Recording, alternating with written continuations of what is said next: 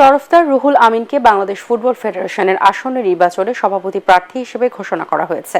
বর্তমান সভাপতি কাজী সালাউদ্দিন নির্বাচন করবেন না এমন খবরের ২৪ ঘণ্টা না যেতেই ফুটবল সংগঠক তরফদার রুহুল আমিনের নাম ঘোষণা করা হয়। বিকালে রাজধানীর এক হোটেলে জেলা ও ক্লাবগুলোর পক্ষ থেকে তরফদারের নাম ঘোষণা করেন অ্যাথলেটিক্স ফেডারেশনের সাবেক সাধারণ সম্পাদক আলী ইমাম তপন।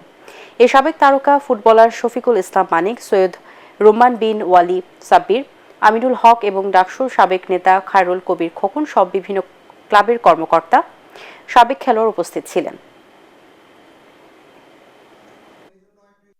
ঢাকা মহানগরী ক্লাব, ঢাকার বিভিন্ন ক্লাব সকলের পক্ষ থেকে আমার যে প্রার্থিতা আসন্ন বাংলাদেশ ফুটবল ফেডারেশন 2024-এর নির্বাচনে সভাপতি হিসাবে আমার প্রার্থিতার ব্যাপারে ওনারা যে ডিক্লারেশন দিয়েছেন, আমি এটা সাদরে গ্রহণ করলাম।